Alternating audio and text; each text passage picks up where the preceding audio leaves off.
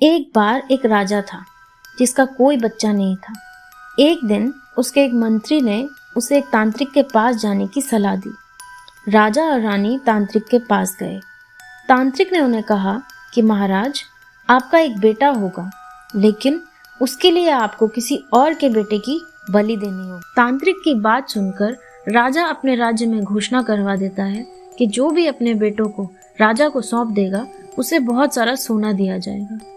उसी राज्य में एक परिवार था जिसके बहुत बच्चे थे, लेकिन वे बहुत गरीब थे। उनमें से एक लड़का था जो घर के काम में ज्यादा योगदान नहीं देता था, क्योंकि वह अपना अधिकांश समय संतों के साथ सत्संग में बिताता था। परिवार ने अपने उस बच्चे को राजा को देने का फैसला किया। राजा ने वचन के अनुसार उस परिवार को ढेर सारा सोना और धन दिया। जल्दी ही उस बच्चे की बलि चढ़ने की तैयारी शुरू हो गई। बलि चढ़ने के दिन राजा भी उपस्थित हुआ। बच्चे से उसकी आखिरी इच्छा पूछी गई। बच्चे ने कहा, क्या मुझे मिट्टी से भरे हुए 4 थैले मिल सकते हैं? राजा के आदेश अनुसार मिट्टी के 4 थैले बच्चे को दिए गए।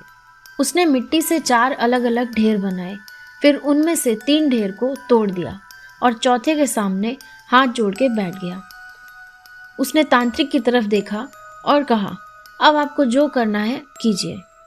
ये सब देखकर तांत्रिक डर गया और बोला कि पहले मुझे बताओ, तुमने ये क्या किया है?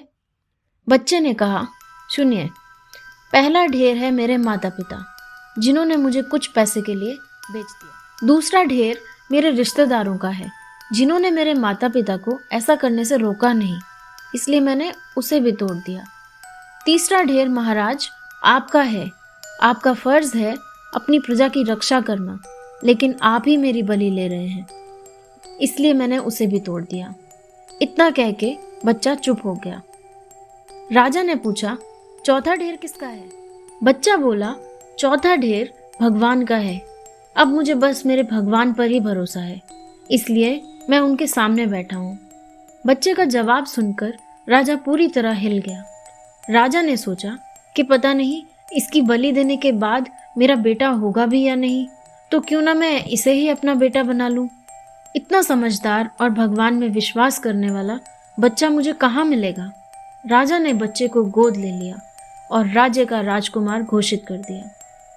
इस कहानी से हमें ये शिक्षा मिलती है कि जिसे भी भगवान पर पूरा भरोसा होता है, उसे कभी कोई नुकसान नहीं पहुंचा सकता।